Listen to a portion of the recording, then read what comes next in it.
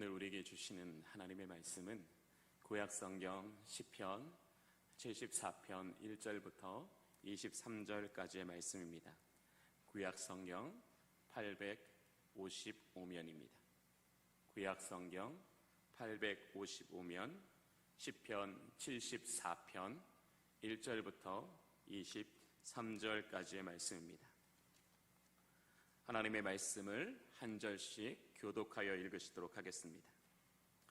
하나님이여, 주께서 어찌하여 우리를 영원히 버리시나이까? 어찌하여 주께서 기르시는 양을 향하여 진노의 연기를 뿜으시나이까?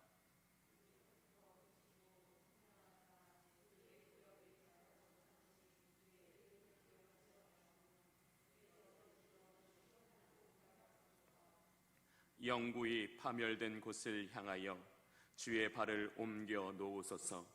원수가 성소에서 모든 악을 행하였나이다.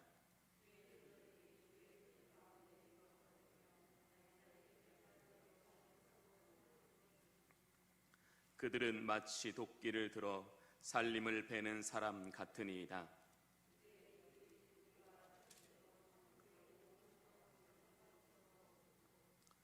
주의 성소를 불사르며 주의 이름이 계신 곳을 더럽혀 땅에 엎었나이다.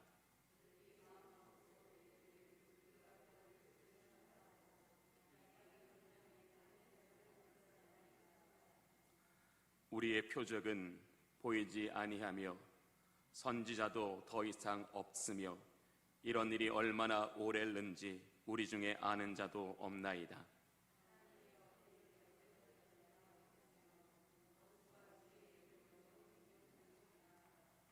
주께서 어찌하여 주의 손 곧 주의 오른손을 거두시나이까? 주의 품에서 손을 빼내시어 그들을 멸하소서.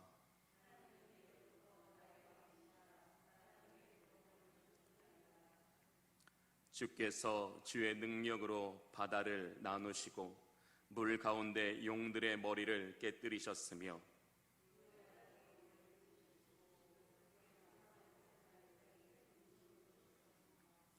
주께서 바위를 쪼개어 큰 물을 내시며 주께서 늘 흐르는 강들을 마르게 하셨나이다.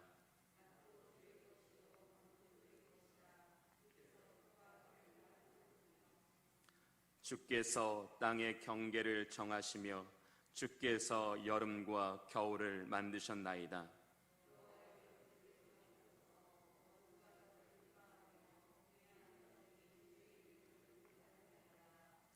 주의 맷비둘기의 생명을 들짐승에게 주지 마시며 주의 가난한 자의 목숨을 영원히 잊지 마소서.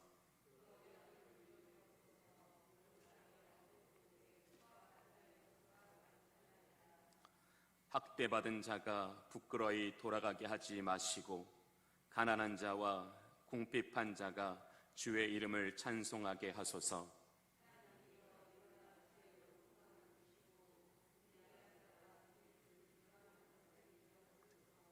함께 읽겠습니다. 주의 대적들의 소리를 잊지 마소서. 일어나 주께 항거하는 자의 떠드는 소리가 항상 주께 상달되나이다. 아멘.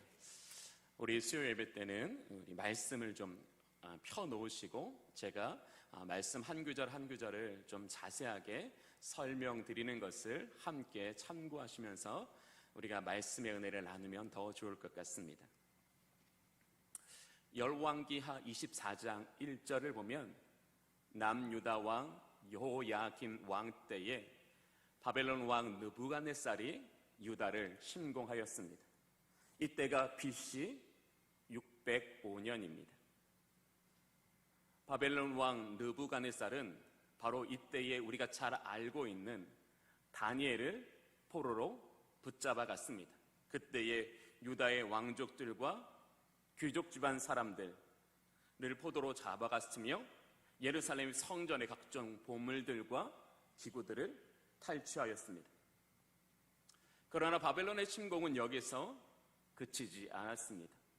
총 4번에 걸쳐 유다를 침공하여 바벨론은 유다 사람들을 진멸하였고 왕궁을 불태웠으며 성전을 처참하게 무너뜨렸습니다. 유다는 최후 1년 6개월 동안 끝까지 저항하였으나 BC 586년 마침내 멸망하고 말았습니다. 유다는 20년이라는 시간 동안 철저하게 바벨론에 의해 짓밟히고 무너졌습니다. 그럼에도 불구하고 유다의 남은 사람들은 하나님의 성전이 예루살렘 가운데 있는 동안에는 하나님께서 그 택하신 백성을 보호하심으로 절대로 나라를 빼앗기지 않을 것이라는 교만으로 인해서 악에서 돌이키지 않았고 우상을 내버리지도 않았습니다. 하나님은 이러한 이스라엘 민족의 교만과 잘못된 신앙을 심판하시기라도 하신 그들의 눈 앞에서 하나님의 성전이 처참하게 무너지는 것을 목격하게 하셨습니다. 그들이 그렇게 이스라엘 성전, 예루살렘의 성전이 있는 동안에는, 하나님의 임재가 우리 가운데 있는 동안에는 세상에 그 무엇도 우리를 무너뜨릴 수 없다라고 그렇게 교만하게 생각했던 그들의 모든 생각들과 바램들이 처참하게 무너져 내렸습니다. 시편 74편은 시인이 하나님을 능욕하는 원수들을 심판하실 것과 그 택하신 백성을 구원하시기를 요청하는 탄원시입니다. 오늘 본문 시편 74편을 보면 시인은 하나님을 천지와 만물의 주관자이시라고 고백하고 있습니다. 13절을 보겠습니다. 주께서 주의 능력으로 바다를 나누시고 물 가운데 용들의 머리를 깨뜨리셨으며 낮도 주의 것이요 밤도 주의 것이라 주께서 빛과 해를 마련하셨으며 18절에 여호와여 이것을 기억하소서라고 이야기하고 있습니다. 또 하나님은 온 천하의 왕이심을 고백하고 있습니다. 12절을 보겠습니다. 하나님은 예로부터 나의 왕이시라 사람에게 구원을 베푸셨나이다. 그리고 하나님은 연약한 자의 도움이시며 구원이시라는 것을 이야기하고 있습니다. 19절을 보겠습니다. 주의 맷비둘기의 생명을 딜짐승에게 주지 마시며, 이 맷비둘기는 이 지금 고난 가운데 있는 유다 백성을 말하는 거죠. 들짐승은 바벨론을 말하는 겁니다. 주의 가난한 자의 목숨을 영원히 잃지 마소서. 21절에 학대받은 자가 부끄러이 돌아가게 하지 마시고 라고 이야기하시면서 하나님은 가난한 자들과 연약한 자들을 구원하시는 하나님이시다라는 것을 이야기하고 있습니다. 즉 시인은 하나님은 천지와 만물의 주관자이시며 온 땅의 왕이시므로 악인들의 죄와 그 불의를 심판하시므로 악인들이 하나님을 능욕하지 못하게 하시며 세상의 불의와 세상의 죄를 심판하시고 택하신 백성과 연약한 자들을 구원하시므로 하나님은 사랑의 하나님이시고 하나님은 공의의 하나님이시라는 사실을 온 세상에 드러내시기를 이 시인은 지금 간절히 구하고 있는 것입니다. 시인의 이러한 기도는 하나님께서 원수들을 통하여서라도 이 땅의 죄와 불의를 심판하시며 또 그 택하신 이스라엘 민족도 자신들의 죄를 깨닫는 영적인 시간이 되게 하시기를 간구하는 것입니다. 이스라엘 민족들이 그들이 하나님이 기르시는 양이요 1절에 있습니다. 언약의 백성이라는 것을 깨달아 거룩한 삶을 회복하는 회복의 시간이 되게 하시기를 오늘 이 시편을 통해서 간구하고 있는 것입니다. 그냥 이 시편의 내용을 표면적으로만 읽는다면 이 시인은 마치 하나님 앞에 탄식이라도 하듯 원망이라도 하듯 왜 하나님은 우리 민족을 이 고난 가운데 돌보지 않으십니까?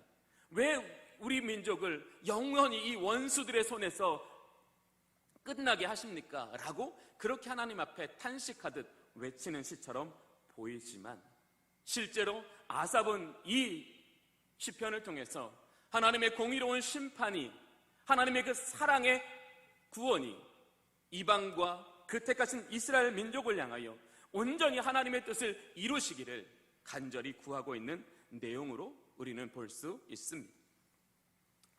시편 74편처럼 하나님께서는 그 택하신 백성의 죄를 돌이키시기 위해서 거룩한 삶을 회복하게 하시기 위해서 일하시는 하나님이십니다. 하나님께서 그 택하신 백성을 구원하시기 위해 일하신다는 것은 저와 여러분에게 최고의 축복입니다. 우리가 이 세상에서 번영하고 우리가 이 세상에서 평안을 누리는 것보다 더 우리에게 주시는 최고의 축복은 하나님이 오늘 저와 여러분을 위해서 일하신다는 것입니다. 우리를 그 죄에서 돌이키게 하시기 위해서 일하시는 것입니다. 우리가 이 패역한 세대를 닮지 않고 하나님의 거룩한 백성 되어 살아갈 수 있기를 위하여 일하신다라는 것입니다. 이렇게 생각해 볼까요? 우리가 고난을 두려워하여 하나님이 우리에게 어떠한 일도 하지 않으시기를 기도한다면 저와 여러분의 인생은 어떠하겠습니까? 아마 처참히 무너져 갈 것입니다. 죄와 함께 영원한 사망으로 내리 달려갈 것입니다. 오늘도 하나님이 저와 여러분을 위하여 일하신다는 것이 얼마나 큰 축복입니까? 우리에게 고통을 주실지라도 그 고통을 통해서라도 그 택하신 백성이 죄에서 돌이키며 하나님의 거룩한 백성으로서의 삶을 회복케 하신다는 것이 얼마나 놀라우신 하나님의 은총이냐라는 것을 성령은 이 시간 우리에게 깨닫기를 원하시는 것입니다. 그래서 우리가 날마다 하나님께 드려야 될 기도가 무엇일까요? 주여 우리를 위하여 일하여 주시옵소서. 주여 나를 그냥 내버려 두지 마시고 나를 하여금 하나님의 거룩한 백성 되어 주의 나라와 그의 영광을 위하여 나아갈 수 있도록 하나님 내 속에서와 내 삶에서 주님 일하여 주십시오. 그렇게 주님께 기도할 수 있는 것이 얼마나 놀라운 믿음이며 그렇게 기도할 수 있는 삶이야말로 얼마나 하나님의 은혜 안에 속하여 살아가는 인생이 되겠습니까? 그 택하신 백성의 영혼의 깊은 곳과 현재적인 상황들과 또 미래의 시간까지 시간을 초월하시는 하나님은 그 택하신 백성을 위하여 가장 좋은 일이 무엇이고 또 그것을 후회가 없이 하시는 하나님이시라는 것을 성경은 우리에게 이야기하고 있습니다. 하나님은 오늘 저와 여러분의 오늘만을 위해서 일하시는 게 아니라는 것입니다. 오늘의 우리의 경험을 통해서 우리가 살아가야 될 우리의 미래가 우리의 앞길이 하나님의 은혜에 속한 자 되어 살아가고 하나님의 다스리심을 받는 자 되어 살아가게 하시기 위해서 하나님 우리의 과거와 우리 현재와 우리의 미래를 초월하여 보시기 때문에 하나님보다 우리에게 가장 좋은 일을 행하실 수 있는 분은 없으시다라는 것입니다. 하나님은 신실하십니다. 하나님은 실수가 없으십니다. 그 실수가 없으시고 신실하신 하나님이 저와 여러분을 위하여 일하신다는 것보다 더 놀라운 구원은 없다라는 것입니다. 더 놀라운 승리는 없다라는 것을 성경은 이야기하고 있고 아삽은 그 신실하신 하나님을 지금 의뢰하고 있는 것입니다. 하나님, 우리가 고통을 당할지라도 하나님께서 이 고난을 통하여 이 원수들을 통하여서라도 하나님 우리를 돌이켜 주시옵소서. 우리를 회복하여 주시옵소서. 우리로 하여금 그 영광의 날에 나아갈 수 있도록 주여 우리를 붙드시옵소서. 이런 마음으로 지금 이 아삽은 이 시편 74편에서 하나님의 도움을 구하고 있는 것입니다. 오늘 본문 5절을 보겠습니다. 그들은 마치 도끼를 들어 살림을 베는 사람 같으니. 바벨론 사람들이 이스라엘 민족을 어떻게 지금 해하고 있다고요? 마치 살림을 베는 것처럼 아무런 양심의 거리낌도 없이 함부로 그 택하신 백성을 죽이고 있다라는 것을 이야기하고 있습니다. 6절을 볼까요? 그들이 도끼와 철퇴로 성소의 모든 조각품을 쳐서 부수고 원수들이 하나님의 성전을 처참하게 깨뜨리고 있습니다. 7절을 볼까요? 주의 성소를 불사르며 주의 이름이 계신 곳을 더럽혀 땅에 엎었나이다. 땅에 짓밟았다라는 것입니다. 8절에 하나님의 모든 회당을 불살랐나이다. 예루살렘 성전뿐만 아니라 유다의 모든 회당이 무너졌을 때 이스라엘 민족의 심정은 어떠했을까요? 모든 소망이 무너지는 것 같고 하나님이 자신들을 영원히 버리시는 것 같았을 것입니다. 그래서 1절에 고백하는 겁니다. 주께서 어찌하여 우리를 영원히 버리시나이까. 그들의 눈에 보이는 환경들은 하나님이 우리를 영원히 떠나신 것 같고 하나님이 우리를 향하여 그 발을 돌이키지 않으시는 것 같은 바로 이 상황 가운데 지금 있다라는 것입니다.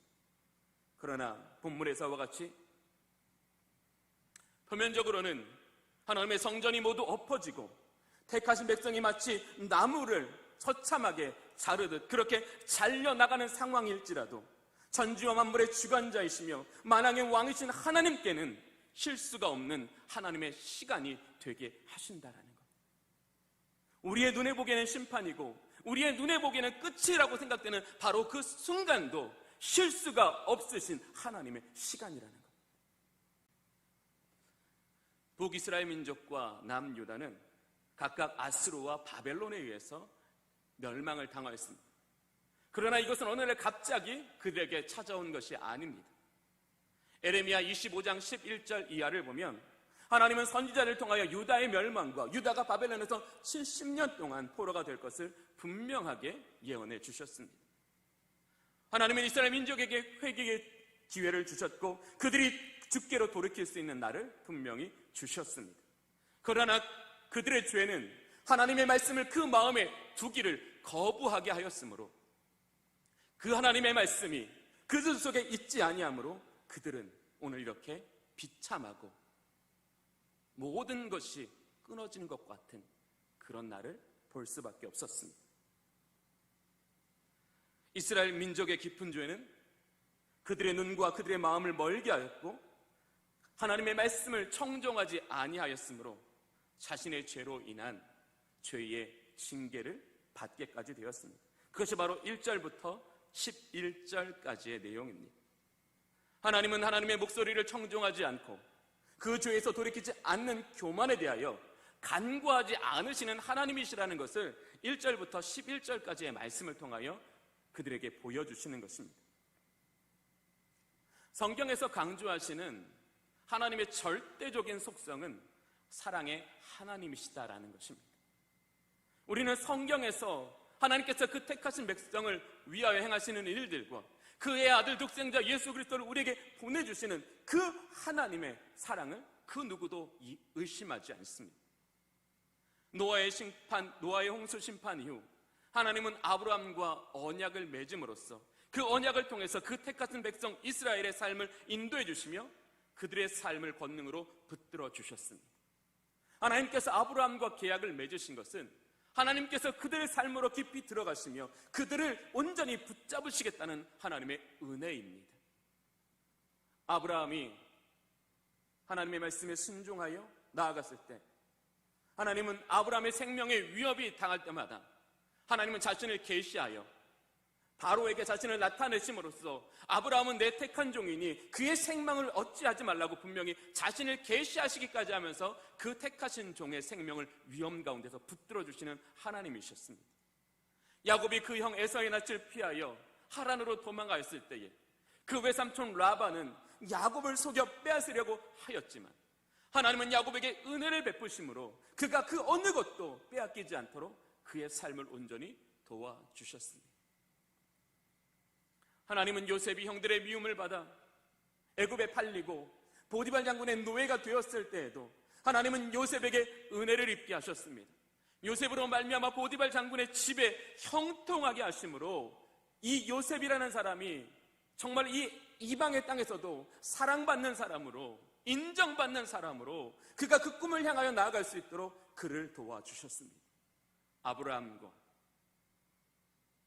야곱과 요셉을 통하여 우리는 어떤 하나님을 알 수 있습니까? 사랑의 하나님을 알 수 있습니다. 우리가 약할 때라도 우리가 부족할 때라도 우리를 위하여 자신을 나타내시기까지 하면서 우리의 생명을 도우시고 우리의 길을 인도하시며 우리에게 복을 주시는 하나님이시라는 것을 우리는 알 수 있습니다. 성경은 그 택하신 백성을 향한 하나님의 사랑의 이야기입니다. 그리고 사랑하시기 때문에 구원하시는 이야기입니다. 이런 관점으로 오늘 본문의 내용을 보신다면 하나님께서 오늘 이스라엘 민족에게 행하시는 일은 결코 쉽게 이해되지 않습니다. 우리는 이렇게 물을 겁니다. 하나님 꼭 심판을 통해서만 하나님은 그 일을 이루실 수 있나요? 우리는 하나님께 그렇게 기도하지 않습니까? 자신의 죄를 분명히 알면서도 하나님께서 우리를 징계하심으로 돌이키게 하시기보다는 우리가 징계 없는 돌이킴을 선호하는 경우가 더 많다라는 겁니다. 왜? 그러면서 우리 하나님은 사랑의 하나님이시기 때문에 우리에게는 징계보다 더 좋은 방법으로 우리를 돌이키시기를 기대하는 것이 사실입니다. 우리가 가장 기본적으로 갖는 생각은 하나님은 우리를 사랑하시기 때문에 우리를 모든 환난에서 지켜주셔야 한다라고 생각합니다. 우리를 모든 환난에서 신적인 능력으로 우리를 지켜주신다면 그 이후 우리의 삶은 점점 더 은혜에 속한 자가 될까요? 믿음 위에 바로 선 자가 될까요? 세상보다 하나님의 나라를 온전히 붙잡고 살아갈까요? 여러분의 인생을 돌이켜 보십시오. 우리에게 베풀어 주신 그 은혜에 대하여 우리는 얼만큼 그분 앞에 응답하며 얼만큼 우리의 삶을 믿음으로 세워나갔습니까? 저를 포함해서 그 누구도 하나님의 은혜에 대하여 충실한 사람은 극히 드물 것입니다. 인간은 스스로에게 관대하여 하나님께 이렇게 이야기합니다. 하나님, 꼭 이렇게까지 심판하실 필요가 있을까요? 자신이 당하는 고난이 자신의 행위에 대해보다 더 무겁다고 생각할 때도 있다라는 것입니다. 그러나 바로 이것이 우리에게 수정되어야 할 예입니다. 하나님은 우리의 모든 환난을 면케하셔야 된다. 하나님은 우리가 행하는 일보다 우리에게 적게 고난받게 하셔야 한다. 사랑의 하나님이시기 때문에 능히 하나님은 우리에게 그렇게 하셔야 한다라는 이 생각이 바로 수정되어져야 한다라는 것입니다. 도리어 하나님이 저와 여러분을 사랑하신다면 우리는 하나님이 우리를 반드시 심판하셔야 된다라고 생각해야 합니다. 하나님의 심판은 방치와 유기가 아니라 죄를 깨닫게 하시는 것이며 죄에 돌이키게 하심으로 거룩한 삶을 회복케 하시는 것이기 때문에 하나님이 정말 우리를 사랑하신다면 우리가 죄에서 돌이킬 수 있도록 우리를 징계하시고 우리를 심판하셔야 된다라고 하나님 앞에 기도할 수 있어야 된다라는 것. 왜? 하나님은 심판 중에라도 진노 중에라도 긍휼을 잊어버리지 않으시는 하나님이시기 때문에 그래서 하박국 선지자가 그렇게 고백합니다. 하나님이여 진노 중에라도 주의 긍휼을 베풀어 주시옵소서. 하나님은 바벨론을 통해 이스라엘 민족을 심판하심으로 하나님의 말씀이나 하나님의 경고를 무시할 때 인간은 자신의 죄로 말미암는 죄의 대가를 반드시 받게 된다라는 것을 보여주시는 겁니다. 하나님께 주시는 은혜의 시간, 회개와 돌이킴의 시간을 낭비했을 때 심판의 시간은 반드시 온다라는 것을 가르쳐 주시는 것입니다. 이스라엘 민족이 보이는 성전은 신성시하면서도 보이지 않으신 참된 성전이신 하나님을 경외하지 않는 외식적이며 자기중심적인 신앙을 심판하심으로 그들의 왜곡된 신앙을 바로잡으시는 하나님이시라는 것을 이 바벨론을 통해서 보여주시고자 하시는 것입니다. 히브리서 12장 5절 이하의 말씀 우리 한번 좀 찾아보겠습니다. 중요해서 한번 찾겠습니다. 히브리서 12장 5절 이하의 말씀입니다. 신약성경 367페이지입니다.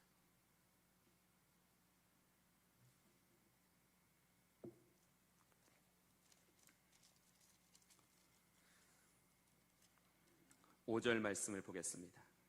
내 아들아 주의 징계하심을 경히 여기지 말며 그에게 꾸지람을 받을 때에 낙심하지 말라. 히브리서 기자는 주의 징계하심을 결코 소홀히 여기지 말라라고 이야기합니다. 그리고 그의 징계하심을 낙심하지 말라고 말씀하십니다. 왜? 그분의 징계는 그분의 사랑으로부터 출발된 것이기 때문에 그의 징계의 목적은 우리를 살리시는 것이고 우리를 도우시는 것이기 때문에 오히려 우리는 주의 징계를 통하여 우리의 죄의 문제를 해결하고 하나님께서 주시는 더 좋은 은혜와 축복을 누릴 수 있기 때문에 이 히브리서 기자는 우리에게 낙심하지 말라고 말씀하십니다. 다시 6절을 보겠습니다. 주께서 그 사랑하시는 자를 징계하시고 그 받아들이시는 아들마다 채찍질 하심이라. 하나님이 누구를 채찍질 하신다고요?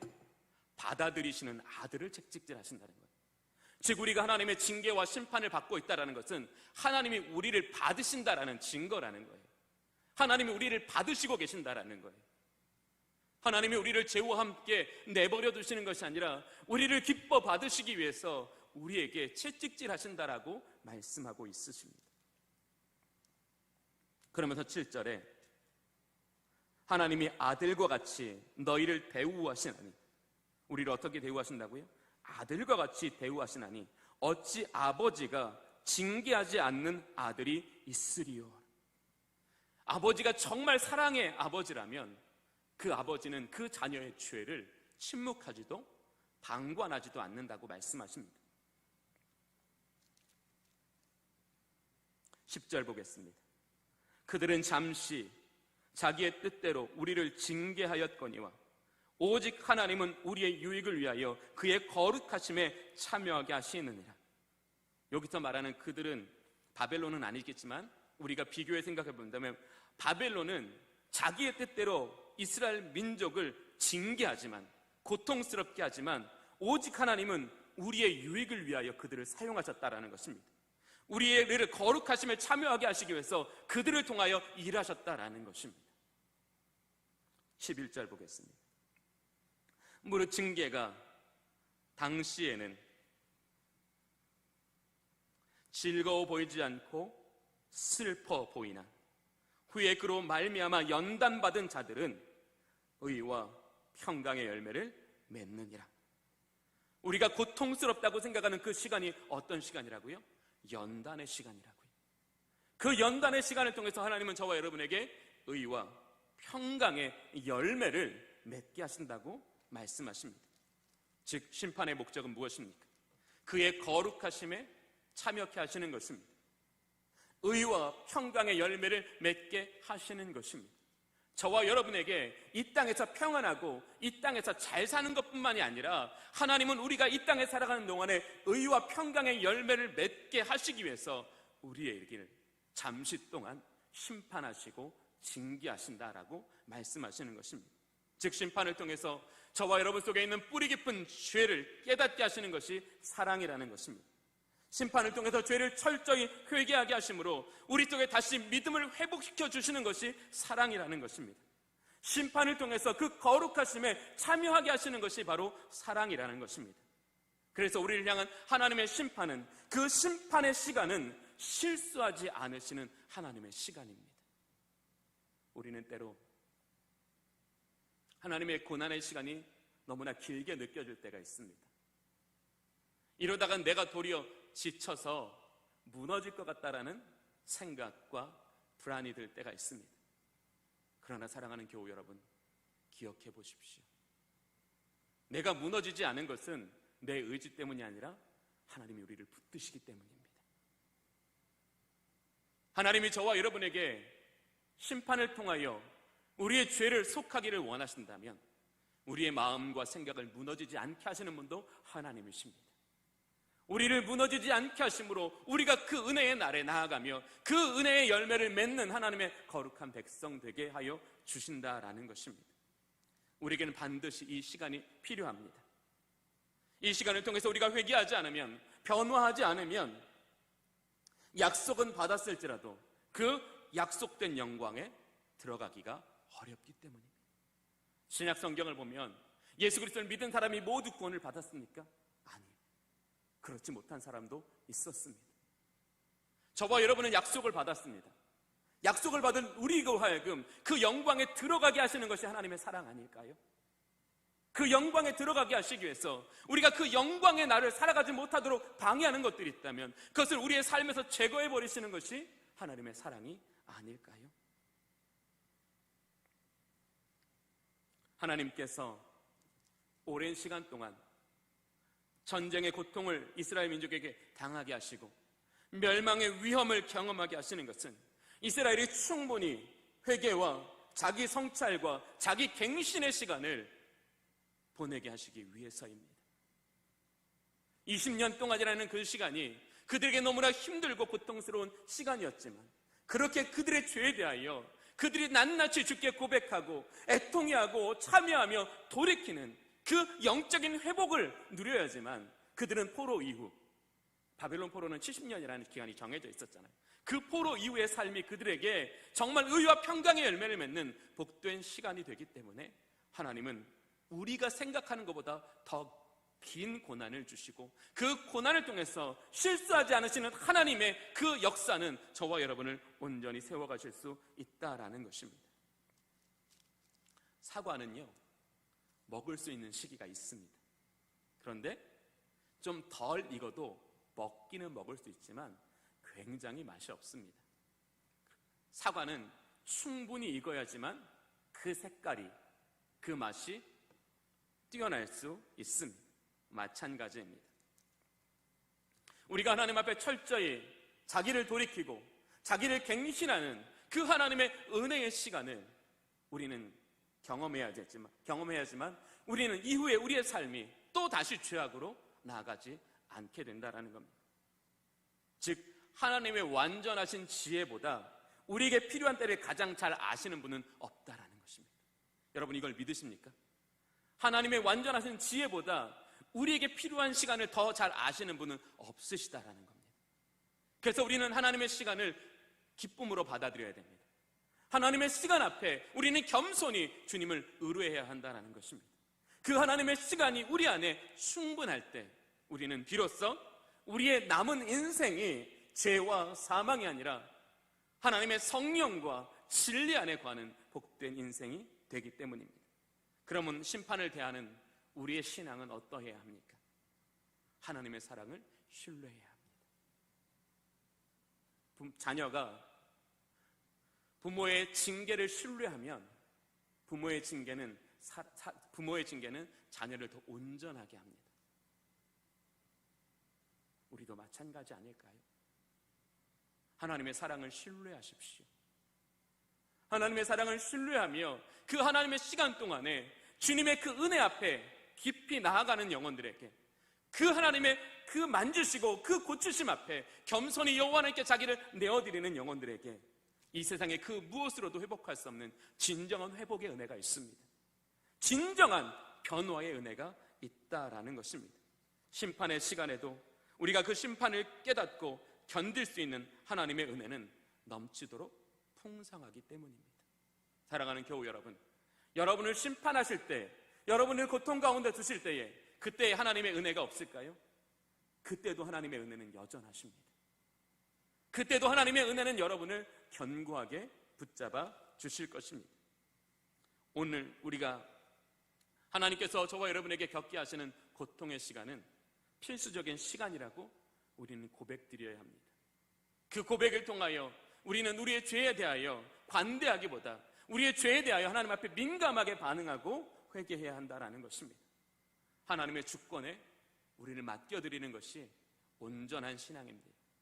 하나님의 주권에 모든 것을 맡겨드리고 그 시간 동안 하나님의 은혜가 우리를 위하여 일하시기를, 우리 안에 이루시기를 간절히 기도할 때 그때에 비로소 우리는 하나님의 은혜가 우리에게 어떠한 것으로 아름답게 드러나시는지 분명히 보게 되어진다는 것입니다. 고통 가운데서도 하나님은 저와 여러분을 위해서 분명히 일하십니다. 하나님이 왜 우리를 위하여 일하실까요? 내가 못하기 때문에 일하시는 겁니다. 내가 할 수 있는 일이라면 내가 할 수 있도록 지혜를 주시고 믿음을 주실 겁니다. 그러나 내가 할 수 없는 일이기 때문에 하나님이 그 일을 우리를 위하여 행하시는 것입니다. 바로 심판은 그런 겁니다. 우리가 할 수 없는 일을 하나님이 직접 우리를 위하여 일하시는 은혜의 시간이라는 것입니다. 그리고 우리는 역사를 통해 분명히 알고 있습니다. 때가 참에 하나님께서 그 택하신 백성을 그 포로된 땅에서 구원하여 주셨습니다. 이것이 우리를 향한 하나님의 사랑입니다. 우리는 실수가 없으신 하나님의 시간을 통해서 온전한 변화를 경험해야 합니다. 정금이 되는 과정 가운데는 반드시 불의 연단이 필요합니다. 이 시간을 통해서 우리의 물순물을 제거하는 기회로 삼아야 합니다. 이 시간을 통해서 우리의 삶이 진리 위에 바로 세워지는 삶을 경험해야 한다라는 것입니다. 오늘 이 본문으로 다시 돌아가 보면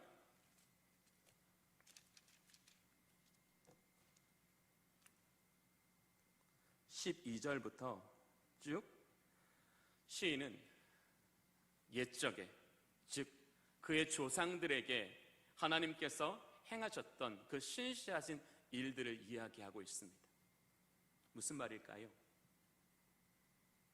우리도 우리 조상들처럼 그 신실하신 하나님의 은혜를 떠나지 않으면 우리도 약속하신 것을 받게 된다라는 것을 기억하고 있는 것입니다. 고통 가운데 있을 때 우리가 어떻게 해야 한다고요? 그 택하신 종들에게 행하셨던 그 위대한 약속들을 하나님이 어떻게 지키셨는지, 어떻게 그들을 구원하셨는지, 어떻게 그들을 영화롭게 하셨는지를 우리는 성경을 통해 다시 한번 배우고 확신한 가운데 거함으로써 실수가 없으신 하나님의 시간이 우리에게 온전한 은혜의 시간 되도록 하나님을 향한 온전한 사랑과 신뢰로 주님을 바라보아야 한다라는 것입니다. 시인은 참 놀랍지 않습니까? 고통스러운 시간에서도 내가 어떻게 해야 할 것을 어디서부터 발견하고 있어요? 진리의 말씀으로부터 발견하고 있어요. 우리가 고통을 이기는 길은 어떤 길이라고요? 진리의 말씀을 향해 우리의 눈을 돌리는 거라는 거예요. 그 말씀을 통해서 그 택하신 백성에게 행하셨던 그 일을 우리에게도 이루어 주시기를 기도하고 기대해야 한다는 거예요. 그럴 때 저와 여러분은 은혜 가운데 바로 세워진다라는 것입니다. 유명한 조각가였던 이 미켈란젤로가 한 번은 훌륭한 조각품을 만들기 위해서 커다랗고 값진 대리석 덩이를 망치와 정의로 막 깨고 있었습니다. 그때 어떤 한 사람이 와서 정말 이렇게 값비싸고 좋은 대리석을 왜 이렇게 많이 깨어버리냐고, 이것은 낭비가 아니냐라고 그렇게 이야기했으죠. 그러자 미켈란젤로는 이 대리석이 깨어져 나갈 때마다 비로소 조각은 살아나게 됩니다라고 이야기했습니다. 이처럼 우리의 죄와 교만이 깨어져 나가는 순간 우리의 믿음과 삶은 아름답게 세워져 갑니다. 즉 우리에게 죄와 불의를 깨뜨리시는 시간이 바로 하나님께서 우리를 심판하시는 시간이고 우리를 징계하시는 시간입니다. 이때에 우리는 어떻게 해야 된다고요? 하나님을 신뢰해야 한다고요. 진리의 말씀 통해 우리에게 보여주신 것을 우리는 확실히 믿고 바라보아야 한다는 것이죠. 그리고 그 실수가 없으신 하나님의 시간에 하나님이 우리를 위하여 일하여 주시기를 우리가 간절히 구할 때에 저와 여러분은 의와 평강의 열매를 맺는 복된 인생이 되어질 것입니다. 사랑하는 교우 여러분, 고통을 기다리는 사람도 없고요, 고통을 환영하는 사람도 없습니다. 그렇다고 해서 우리에게 고통이 없는 것은 아니겠지요. 그러나 우리가 고난당할 때에 하나님은 우리에게 실수 없이 일하고 계신다는 것을 신뢰하십시오. 그리고 그분은 우리를 가장 잘 아시기 때문에 우리에게 필요한 시간 또한도 그분이 가장 잘 아신다라는 것을 신뢰하십시오. 하나님을 향한 신뢰가 우리를 아름답게 세워져 갑니다. 하나님의 사랑을 신뢰하는 자에게 하나님은 그 언약을 반드시 이루어 주십니다. 저는 우리 모든 주님의 성도들이 이렇게 하나님의 은혜 가운데 세워져가는 복된 인생이 될 수 있기를 원합니다. 예수 믿어 잘 되는 것만 바라지 마십시오. 물론 그것도 주시는 하나님이십니다. 제가 자꾸 이렇게 뭔가를 이렇게 강력하게 얘기하려고 하다 보니까 그런 것을 말하시지만 하나님 우리에게 평안도 주십니다. 축복도 주십니다. 그거 안 주신다고 말하는 것이 아닙니다. 그러나 그것보다 우선되는 일을 하나님은 우리에게 행하신다라는 거예요. 우리에게 더 우선되는 일을 우리에게 행하시기를 기뻐하시는 그 하나님, 그 하나님을 온전히 믿을 때에 믿음은 우리의 삶이 될 줄로 믿습니다. 믿음은 우리의 미래가 될 줄로 믿습니다. 믿음으로 말미암아 하나님께서 여러분들에게 가장 아름다운 미래를 선물로 주시는 귀한 은혜가 넘치는 우리 주님의 교회 모든 성도님들이 되실 수 있기를 바랍니다. 기도하겠습니다. 자비로우신 아버지 하나님, 실수가 없으신 하나님의 시간 안에서 우리의 영혼이 새로워지게 하여 주시옵소서. 우리의 영혼이 아름답게 지어져 가게 하여 주시옵소서. 하나님의 완전하신 지혜보다 우리에게 필요한 시간을 더 잘 아는 분이 없음을 인정하게 하여 주시옵소서. 하나님의 시간 동안 우리로 겸비하여 주님을 의뢰하게 하시고 진리의 말씀을 통하여 우리에게 행하실 일들을 신뢰하게 하여 주시옵소서. 온전한 믿음과 신뢰로 우리의 믿음이 바로 세워지게 하여 주시고 우리의 믿음을 통하여 우리의 인생과 우리의 앞날을 아름답게 지어져 가시는 하나님의 권능의 손이 우리를 붙드시고 우리를 세우시는 그 축복을 경험하며 살아가는 우리 모든 주님의 성도들이 되게 하여 주시옵소서. 예수 그리스도의 이름으로 기도하옵나이다. 아멘.